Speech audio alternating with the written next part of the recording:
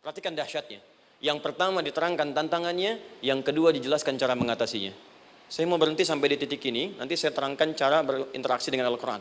Ya, perhatikan baik-baik. Kata Allah, jika kelak engkau sudah bisa memetakan tantangan ini, maka siapkan solusi untuk mengatasinya.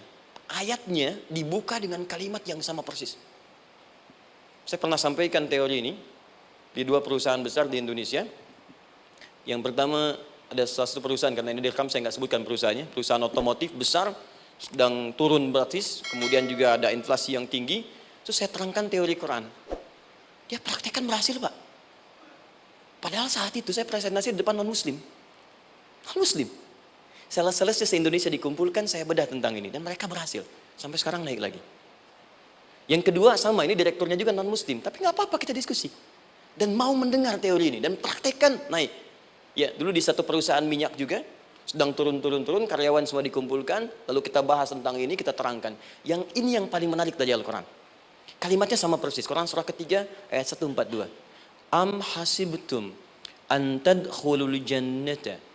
Apa Anda duga akan begitu mudah mendapatkan kesuksesan dalam hidup? Tolong fokus baik-baik. Jangan selalu mengartikan jannah dengan surga. Karena asal kata jannah itu artinya kesuksesan, kebahagiaan yang belum tampak.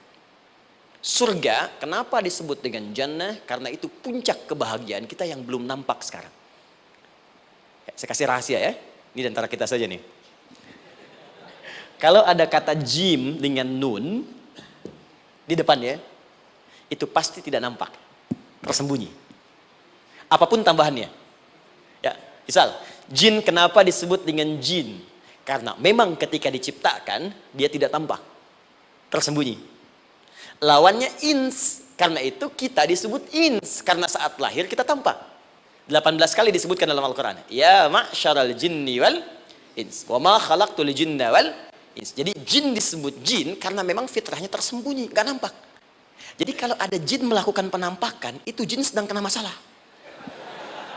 Sedang keluar dari fitrah. Sama dengan manusia, harusnya tampak. Jadi kalau ada manusia yang senang sembunyi-sembunyi, dia sama dengan, bukan saya yang bilang, sedang punya masalah. Ke kantor, sembunyi-sembunyi, hati-hati Pak Alfian tuh. Biasa ada pintu depan, masuk pintu belakang. Suami di rumah, buka WA, sembunyi-sembunyi. Bu, hati-hati tuh. Pulang lewat pintu belakang, berarti sedang punya persoalan dalam hidup. Setiap ada jim dengan nun, pasti tersembunyi. Ibu punya janin, rahim, dalam rahim ada janin. Kenapa disebut dengan janin? Jim, nun, ya, nun. Karena sosok itu belum nampak dalam pandangan kita. Nanti kalau sudah lahir, baru tampak. Jannah, kenapa disebut jannah? Karena belum tampak dalam pandangan kita, nanti kelihatan. Karena itu dalam Al-Quran, kata jannah itu tidak dikhususkan dengan surga.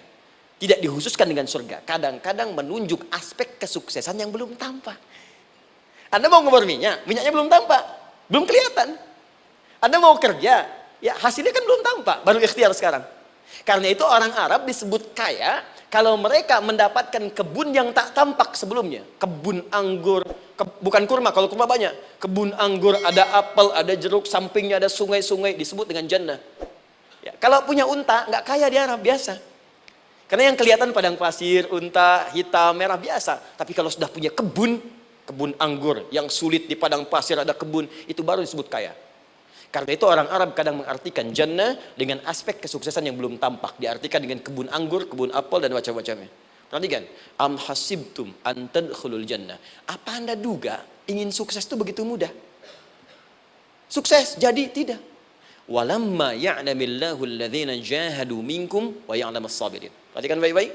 Sebelum Allah memastikan pada diri Anda, terdapat 2 hal yang paling utama untuk mengatasi tantangan tadi.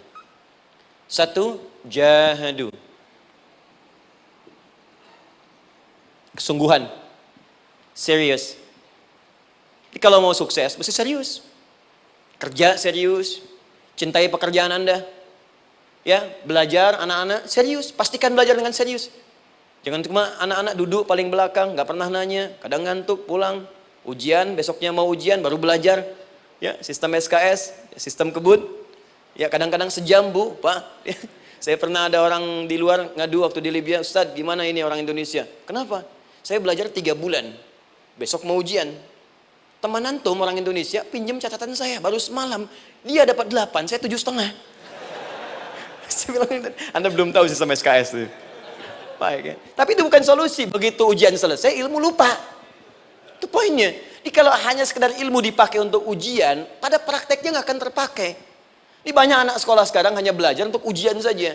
Padahal kalau dipraktekkan, kadang kaitan dengan agama tinggi, Bu, Pak. Fisika itu dengan agama itu tinggi. Gaya F1 sama dengan F2, gaya gerak sama dengan gaya dorong. Gaya sedikit, maka keluarnya sedikit. Pukul kencang, bunyinya kencang.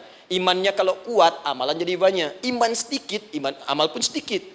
F berbanding lurus dengan P, hukum Pascal. Gaya berbanding lurus dengan tekanan. Masuk bab akhlak. Makin banyak gaya, makin banyak tertekan.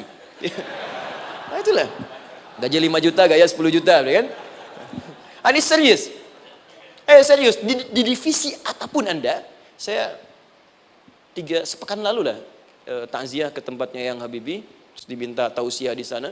Dan saya perhatikan beliau termasuk yang paling serius ketika diberikan tugas apapun. Gak pernah diberikan amanah kecuali mencintai pekerjaan itu. Yang Habibie demikian. Ciri orang sukses itu serius. Tapi keseriusan itu, kata Allah petakan jadi 3 bagian lagi. Karena jahadu itu punya 3 turunan kata. 1, keseriusan merencanakan, disebut ijtihad namanya. Punya rencana. Mappingnya apa? Stepnya apa? Oke, Anda ingin kerjakan sebuah proyek, baik, proyeknya berlangsung berapa lama? Target kita apa? Jangka panjangnya, menengahnya, jangka pendeknya. Kemudian apa tantangan yang akan dihadapi di setiap tahapan-tahapannya? Selesaikan. Bahkan saking pentingnya tahap perencanaan ini, ditunjukkan oleh Allah langsung lewat sholat. Teman-teman masih ingat? Sholat pertama yang kita kerjakan, setiap hari sholat apa namanya? Subuh. Apa artinya subuh? Tuh. Ini masalahnya. Ini kata Al-Quran sendiri ya, kata Al-Quran sendiri. Nanti akan ditemukan orang yang ibadah tidak paham apa yang dikerjakan dan dilakukan dalam ibadahnya. Contoh sholat. Kata Allah akan ada orang sholat yang saat sholat tidak mengerti apa yang ia baca dan ia lakukan dalam sholatnya. Jujur tanyakan pada diri kita. Sampai detik ini, dari sekian ribuan kali ruku dan sujud, berapa persen bacaan sholat yang kita pahami? Jangan-jangan kita ruku tapi nggak ngerti yang dibaca. Sujud tak paham yang diungkapkan. Bagaimana bisa khusyuk? Mustahil. Maka kembali ke sini. Kenapa sholat pertama itu disebut dengan subuh? Teman-teman, ternyata semua nama sholat dari subuh sampai isya, plus bacaan dan gerakan dari takbir sampai salam, itu bukan sekedar gerakan semata. Semua ada artinya, ada maknanya. Dan diajarkan oleh Nabi langsung. Subuh disebut dengan subuh. Ada 2 kata. 1, fajar. Quran surah ke-17 ayat 78. Inna Qur'an al-fajri kana mashhuda. Kedua, subuh di surat At-Takwir. Was-subhi idza tanaffas.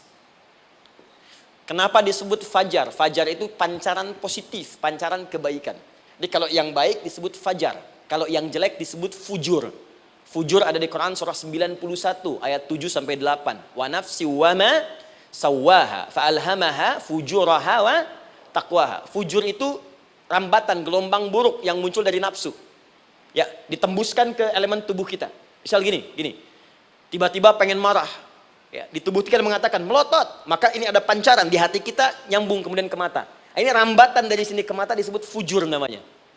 Mau ke tangan pukul, masuk ke tangan. Itu rambatannya disebut fujur namanya. Ya. Yang baiknya disebut fajar. Ya, misal saya ingin sholat, tiba-tiba hati mengatakan sudah azan, merambat ke kaki, cepat melangkah. Cepat wudhu. Nah, itu rambatannya disebut fajar namanya. Atau infajar. Ini pasti ada. Ya. Fujur nama lainnya nafsu. Disebutkan 115 kali dalam Al-Quran. Takwa, rambatan fajar, sumbernya takwa. Disebutkan 115 kali dalam Al-Quran. Di jiwa kita ada takwa, ada nafsu. Takwa yang dorong malaikat. Disebutkan 88 kali dalam Al-Quran. Nafsu yang dorong setan. Disebutkan sama 88 kali. Di setiap Anda akan mengerjakan satu hal, pasti akan yang mendorong pada yang baik, akan mencegah dari yang baik itu nafsu. Pasti itu. Pak Alfian mau tanda tangan proyek. Tiba-tiba disodorkan, Pak, ini Pak. Kok begini proyeknya? Perbaiki. Karena ada yang nggak beres. Tapi fee-nya lumayan Pak, 1 miliar. Nggak bisa. Jiwa takwa mengatakan, jangan terima Pak. Bapak mengatakan, maaf, ini jari tahiyat. Gak akan pernah dipakai maksiat. Perbaiki. Datang lagi. Ini Pak. Kok sama? Fee-nya diperbaiki Pak, 100 miliar. Nafsunya mulai berkata, terima. Takwanya bilang, jangan. Hanya beliau katakan, tangan tahiyat nggak akan pernah dipakai maksiat. Tapi tunggu, saya istikharah dulu.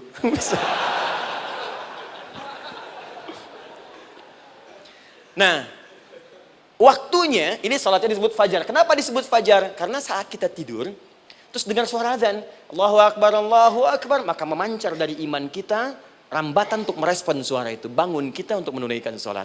Waktunya disebut subuh. Kenapa disebut subuh? Dari kata asbah. Asbah itu artinya yang siap dengan rencana. Dia orang Islam tuh nggak ada yang bangun dari tidurnya kecuali punya rencana jelas yang akan dieksekusi dari itu. Makanya sebelum kita bekerja mengeksekusi itu, kita datang menghadap Allah supaya Allah berikan kemudahan di setiap aktivitas kita. Coba lihat manajemen Nabi. Bukankah sebelum tidur beliau istighfar dulu? Dirinci pekerjaannya, dicatat yang akan dikerjakan besok, istighfar 70 kali, 100 kali, sehingga dengan istighfar saat tidurnya tenang. Coba kita biasakan. Ada yang baca Quran, ada yang istighfar. Kalau nggak percaya silahkan cek. Begitu Anda lakukan, tidurnya enak. Besoknya rencana itu sudah siap. Makanya ketika bangun, siap jam 7 mau kemana, jam 8 ada di mana, jam 12 kerjakan apa. Sebelum mengerjakan itu, datang kepada Allah, sujud, ya Allah, saya punya rencana ini tolong mudahkan. Begitu caranya. Itu yang disebut dengan subuh. Nah, sekarang kembalikan peta hidup kita mau seperti apa ke depan. Ijtihad. Yang kedua, kalau sudah jelas konsepnya, visinya sudah ada, maka jihad. Yang kedua jihad. Jihad itu eksekusinya, aksinya, actionnya, perjuangan fisiknya. Rencananya apa? Tahajud malam nanti. Bismillah. Jam berapa? 2:30. Baik, yuk kita mulai rencanakan. Eksekusi rencananya. Bagaimana cara kita bangun 2:30? Pasang alarm. Jam berapa alarm dipasang? 3 kali. Pertama 1:30, kedua 2 kurang 1/4, ketiga jam 2 lewat 1/4. Baik. Alarm pertama untuk mematikan alarm kedua. Alarm kedua matikan alarm ketiga. Ketiga siap-siap. Baik. Siap bangun. Jihad. Awas, ini penting ya. Jihad itu jangan dipersempit maknanya kepada situasi peperangan saja, tidak. Banyak jihad itu luas sekali medannya. Karena jihad itu perjuangan fisik. Dan maaf ya, maaf sekali, dalam konteks perang pun bukan menyerang orang. Tapi membela diri saat diserang. Di Islam itu bukan agama ekspansi. Cek di sejarah, nggak ada Islam menyerang. Yang ada itu membela diri saat diserang. Atau saat orang lain dizalimi dan kita diminta untuk terlibat, kita membantu. Ini bukan dalam konteks sekarang yang banyak dibincangkan. Tembak orang, bom orang, nyerang orang. Bukan. Itu waktu kejadian bom Tamrin itu pertama, saya di Lampung posisinya. Itu begitu meledak, tuar. Pertanyaan pertama Pak di Balistani, Ustadz, apakah bom di Jalan Tamrin termasuk jihad fisabilillah? Saya bilang, Pak, sependek pengetahuan saya, jihad fisabilillah itu jihad di jalan Allah, bukan di Jalan Tamrin. Kaidahnya beda. Nah, misal mencari nafkah itu jihad. Cari nafkah jihad. Quran surah keempat ayat 34, paling kiri sebelah atas. Tugas pertama ketika menikah kata Allah, ar-rijalu qawwamuna 'alan nisa. Setiap lelaki itu diminta oleh Allah untuk mengatur bagian rumah tangganya. Jadi pemimpin di rumah tangganya. Ya bima faddalallahu ba'dahum 'ala ba'din, karena diberikan kemampuan untuk memimpin. Di pemimpin itu ada di suami. Dan ciri khas pemimpin, Bu, biasanya ciri khas pemimpin apa, Bu? Bukan tegas, bukan. Ciri khas pemimpin itu tidak mau dipimpin. Makanya kalau ada sesuatu, masukkan lewat usulan, jangan beri saran. Kalau saran susah, itu pemimpin. Baik, tapi yang paling luar biasa kata Allah, perhatikan kalimatnya indah sekali. Wa bima anfaqu min amwalihim. Saya berikan tugas untuk mencari nafkah. Ketika seorang lelaki bertugas mencari nafkah, ingat ya, konteks apapun, kalau perempuan nanti bekerja bukan nafkah poinnya. Bisa hobi, ya, bisa aktivitas, tapi nafkah kalau sudah menikah itu ada pada suami. Perempuan tidak. Kalaupun tidak dilarang perempuan bekerja, tidak. Sayyidah Aisyah mengajar, ada yang para sahabiah jadi perawat. Ya, ada yang pengajar, banyak dulu sahabat Nabi yang perempuan mengajar. Ya kan ada pelajaran-pelajaran khusus perempuan. Ya ada bagian perawat, ada dokter. Ini kan yang ngandung perempuan, masa yang periksa laki-laki? Ya, kan? Ada bagian perempuan tertentu, itu silahkan bekerja boleh. Tapi nafkah laki-laki. Begitu lelaki meniatkan pekerjaannya karena Allah untuk mencari nafkah, itu setiap langkahnya jihad fisabilillah. Wafat, syahid. Maaf ya, apakah selama Anda bekerja sudah diniatkan ibadah? Jangan-jangan cuma kerja aja. Kalau cuma kerja, apa bedanya Anda dengan yang belum beriman? Anda wafat juga. Kerja di gedung yang sama. Berangkat menemukan kemacetan yang sama. Apa bedanya iman kita dengan yang lain? Satu. Kita pasti wafat. Pasti pulang. Dan kita nggak bisa pilih. Ya, nggak bisa pilih. Antum bisa duluan, saya belakangan mungkin. Atau ditukar, saya belakangan, Anda duluan mungkin. Atau memang saya bisa duluan. Ya, duluan menyolati Anda. Oke, paham ya? Jadi ibu di rumah jihad bu, pada anak, perawat, mengandung itu sudah jihad. Jadi kalau wafat dalam proses saya melahirkan atau sedang mengandung itu syahid. Itu jelas nggak ada perbedaan pendapat. Anak-anak yang sekolah niatkan ibadah bu, pak. Mohon maaf ya, mesti ada bedanya. Iman kita di rumah, mesti itu terpancar kepada anak-anak. Ajarkan mereka sekolah yang baik. Pilih sekolah yang mengajarkan sholat, mengajarkan baca Quran. Sekarang banyak kok. Fisikanya bagus, Qurannya bagus. Kimianya bagus, sholatnya juga bagus. Cari, kalau bisa dunianya bagus, akhirat bagus, kenapa hanya pilih dunia saja? Siapkan, itu jihad. Terakhir, tidak mudah mengeksekusi ini, pasti ada tantangan yang ketiga, namanya mujahadah. Mujahadah. Tantangan mengatasi gejolak jiwa. Kadang-kadang malas, capek, ya belum eksekusi dilakukan, sudah berdebat pada yang tidak penting, sehingga tidak menghasilkan kesimpulan, ragu-ragu, khawatir, maka atasi semua itu. Turun Quran surah kedua ayat 216. Kutiba alaikumul qitalu wa huwa kurhul lakum. Kalau engkau sedang tidak nyaman, maka perangi ketidaknyamanan itu jika engkau ingin mendapatkan kesuksesan yang telah engkau cita-citakan. Asa an takrahu syai'an fa huwa khairul lakum. Boleh jadi apa yang engkau tidak rasakan sekarang, engkau rasakan gak enak, gak nyaman, di balik itu Allah sedang siapkan sesuatu yang lebih baik untukmu. Wa asa an tuhibbu syai'an fa huwa syarrul lakum.